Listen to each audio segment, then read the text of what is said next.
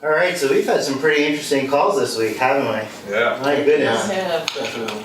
I just wanted to do a little bit of a formal debrief. We can talk a little bit from a CQI standpoint about that patient that you had with the cardiac arrest where you did the RSI. Who was on that call? Dave and I. Tyler and I were the ALS unit. Yeah. Do you want to tell us a little bit about how it went down? You guys got there first. Yeah, we were the, Yeah. the first crew on. So we got in, the patient was unconscious, and we started right in with the airway. There were ABCs real quick. Open airway seemed sort of manageable at first. Little had to do some rescue breathing with him with BVM and it's a circulation check. He had a carotid pulse, and we sort of didn't go further than that. We had to really look at the airway. Okay. And it made it difficult because the patient was acting normal, was in a meeting, collapsed, so we only had a coworker. But the nice thing is the coworker was able to go and call the family to try to at least get a history of any medications, allergies, past medical history. So at least we had that piece coming, but our main concern was the airway. Yeah, that was the biggest piece. And then you guys got there, and what happened then? It seemed like they had a good focus on the airway. They were managing it. They let us know that he did have a heart rate, so he wasn't in cardiac arrest at that point. We just kind of started working to the next level of assessment to see what other interventions we might need. I think Tyler started working on getting the monitor attached, and I started getting IV access right away. Yeah, we walked in, we got a great report from these guys, and then actually went really well. It wasn't as if we were two separate crews, but we kind of joined forces and it was all four of us as a team once we got there and started getting to work. So it was really And we started with an oropharyngeal airway, and that seemed to be working. And then we feeling some resistance, ventilating. Just kept getting worse. Yeah, it just, we tried repositioning, we put one airway in, tried the nasal airway, and we still felt, there was resistance. The patient wasn't being ventilated as effectively. We were even using, correct hand position to two of us managing that.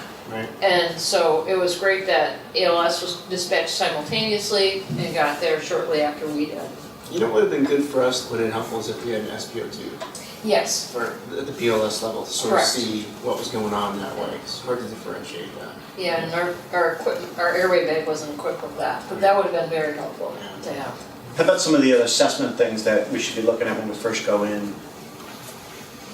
So, his level of consciousness had sort of begun to really wane right on out, and skin color looked okay, perfusion looked okay to start with, so he had a carotid pulse at that moment. Yep. I wasn't worried about the rest of it, just the fact that we had to look at the airway, which was degrading as we were going along.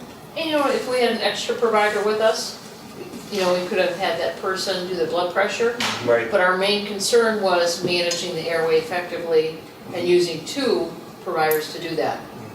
Yeah, it looks like you had a really good airway established. They did a good job, but once we got there and we looked at the whole picture, he ended up looking at the RSI. I think his initial pulse ox was pretty low in the 80s, even with the bag valve, two-person bag valve ventilation. Tachycardic. Right. So pretty early on, we identified somebody that needed an advanced airway. Yeah. And with his GCS being where it was less than 8, and the difficulties they were having managing that airway, I think Tyler made the call pretty quick that this was a good candidate for RSI. Yeah. And so we started kind of going down that road, getting the equipment set, and then started working off the checklist that we had with our gear set. Well, it seems as though there were quite a few things that went pretty well in the calls. There anything that you guys think you might have done differently next time if you had a similar situation, or? What do you think about BLS capnography?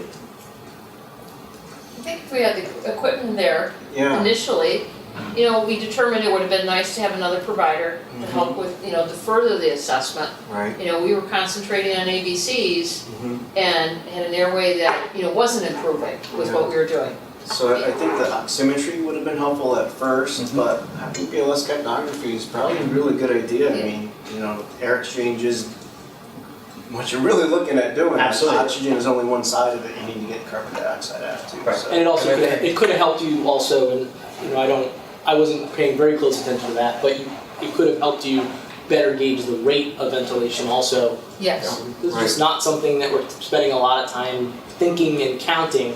You have to have some system in place to make sure that you're not hypo or hyperventilating that person. And when we got there, before we even intubated the guy, I think we threw it on your. We did, yeah, actually put it in That's what I place. was gonna say, when I was reviewing the case, it looked like the waveform happened pretty early on, and it looked like it was before intubation, right? So think so. we were Yes, using it with it the was. BLS airway device. We so put it in line with the BVM and the face mask. That worked great. it's pretty good. That's an effective way of looking at capnography at a BLS level. Sure. And then we determined as we were taking care of the patient what the GCS was. So right away they had asked us initially. Right. The other thing is we've worked with Tyler and Seth before, so it was nice that we were familiar with how they operated as a crew, some of the equipment, and it made the call go much smoother. We were in a boardroom, so there was more room than the ambulance, because we needed quite a bit of room to manage that patient. Yeah, it was nice. We walked in and started realizing that this patient would need RSI. So you need your GCS under 8, equal to or less. You need your weight over 30 kilograms, and then more considerations that we thought about. Maybe we didn't talk about then, but it's much easier to perform that in a large space like we had Yes. with more than 2 providers. We ended up having 4. It was terrific. We were up several stories in the office building. We didn't want to have that patient decompensate further as we tried to keep a BLS airway on the way to the ambulance. We had a little bit of a distance to the hospital, not too bad. Sometimes, if Seth and I, before we were close to the hospital, we'd keep the BLS and let them handle it because it's just the 2 of us in the back of the ambulance. It's no good. But I think it worked really well in the big space with the amount of people we had. It was the ideal circumstance for that intervention. I think that's a good point that you mentioned, because there are certain firm criteria within the protocol, but there's a lot of other medical decision making that really goes into deciding whether or not you're going to intubate a particular person with RSI. Just because we have the skill, it doesn't mean that we always should be using it. Correct. Michael, you're the CQI director. Is there anything from your standpoint that you kind of look for when we're going through RSI? What are the things that you're looking out for? Well, I noticed in the paperwork that they had used the check sheet, so I thought that was a real effective method of making sure that every step was accomplished so that the appropriate care was delivered. Yeah. So that was, I think, critical in this situation. Yeah, Yoda had mentioned the check sheet too. How do you feel as though that worked for you? Did it seem as though it was? Yeah, it slowed everybody down. Yeah. We did it in a fairly deliberate process, and with the space that we had, we were literally able to find the items we needed and lay them out because we had some space. Not only I knew where they were as the person that was going to do the intubation, but everybody that was going to be helping me knew where everything was. Yeah. Right. So it made the whole process, although maybe took a little longer, it made it much smoother, which in the long run made it faster. Yeah. And if something had gone wrong, we had verbalized the whole thing to each other. Everyone knew where the secondary rescue devices were and all that. Correct. I think we were prepared. First backup and second backup were right there, and everybody knew where they were. And for us, it was easy to know what they were going to do, when they were going to do it, what was Yes. coming next. But that's a good point.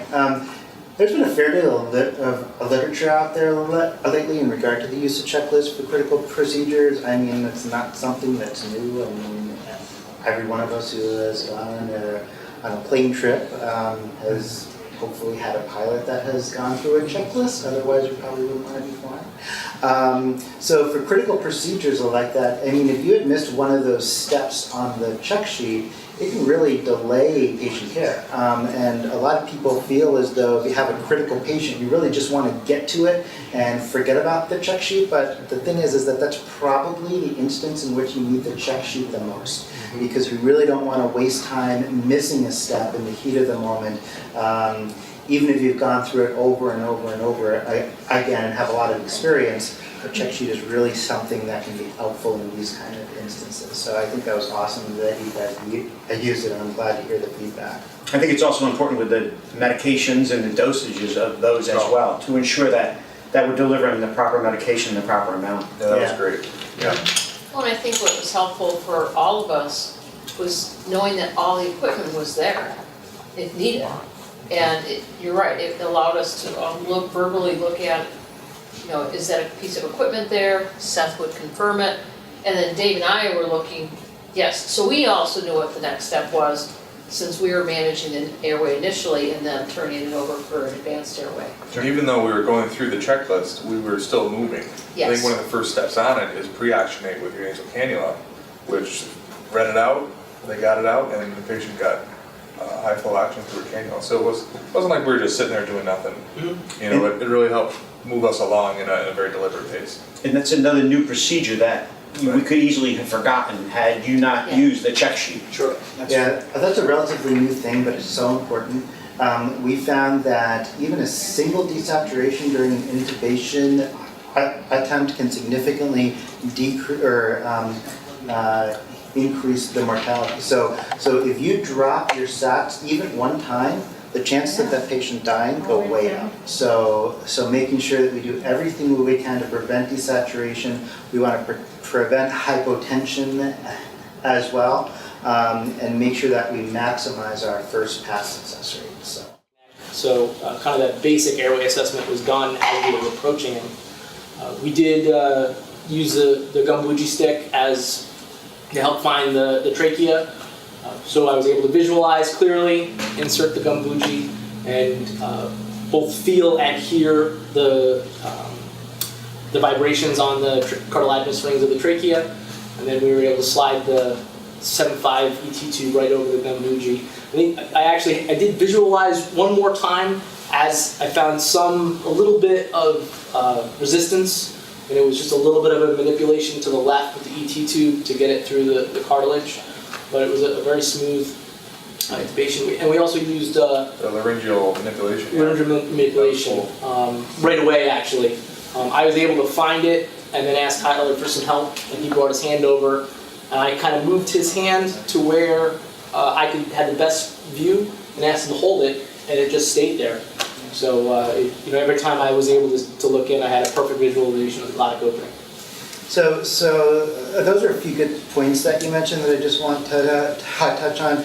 The use of the Bougie, I mean, why would we even do it? I know that you had mentioned that you have a few colleagues that probably wouldn't want to do that. Yeah. What are your thoughts about that? I mean, it's kind of an extra thing. It kind of is, but it actually sort of takes the place of a stylet if you think about it that way. It's if I had the stylet in, I'd have to remove the stylet to be able to properly intubate, after I got passage. So it's not really an extra step, it's just a different step. The difference is if you have a properly placed gum Bougie, you can feel it in the trachea. It's just one more way that you're confirming that you're actually going to have good placement once you insert the tube. As a matter of fact, I have a gum Bougie here and an endotracheal tube. And for you guys, who you are obviously going to be going to paramedic school soon. So we were talking about that after this call. The gum Bougie is this, so when we take it out, as you can see, it's semi-rigid. It's got a little anterior bend at the end. It usually comes kind of straight, so we want to kind of make it curved a little bit after we take it out. And we use it under direct laryngoscopy. So when we're looking at the cords, we're going to go ahead and insert it. Okay, but as you mentioned, you can feel there are tracheal rings. Now, I've heard a lot of people that say that it can be difficult to feel the tracheal rings, and a lot of times that's because they're not exactly doing it right. They're very ginger, but what you really need to do is to generate vibrations. And to generate the vibrations, you kind of have to be a little vigorous, because when you're doing that, can you hear that? Mm-hmm. Okay, you can also feel that through there, and that's really what you are going for. And when you feel that, you know that you're in the tube. Now the thing is, this has to be anterior, so this is a little bit to the left, a little bit to the right. You may not be right on the tracheal ring, so you have to move this back and forth in order to feel it. The other way to confirm it is to go all the way down, and this should stop at the carina if you're in the trachea. If you're in the esophagus, it may continue to go through. Okay, so those are some ways, even if you can't see it going through the cords, that you know that it's right in the trachea. And then you can go ahead and put this right over the top after you remove the stylet. And generally for adult males, it's about 23 at the lips or so as a general rule, if you're not putting it under direct visualization. So that's what I have to say about that. What seems to work well is this external laryngeal manipulation, which you have the one provider, which I believe it was you, who put your fingers on the thyroid cartilage, and then as the intubator is looking with their other hand, they are maneuvering the first person's hand to a point where they can see the vocal folds optimally. And then they say, hold it right there. Yep. Then they can get their bougie, and that can increase your first pass success rate as well to decrease the probability of hypotension and desaturation. So, highly recommended. Worked well in this case. Yep. Easy too. All right, we're going through this list that I have pretty good, and you guys, it's almost as if we've reviewed this already. So, I don't think we have. great. So, I want to talk a little bit about what you do after the patient is intubated, because that's incredibly important. We have to make sure that these patients are adequately managed. We do have a protocol for that, and the important thing is that you don't have to be an RSI provider in order to go by the post-intubation protocol. So what kind of things did you do after the fact, after the patient was intubated? Well, we knew we have to either go for continued sedation, or pain control in this. And most, I think, examples in our career, we've gone for the pain control route with fentanyl. Our loading dose of 100 mics seemed to keep him sedate and comfortable. And then it's like a Q5 PRN maintenance dose, and I think we gave it at 10 minutes.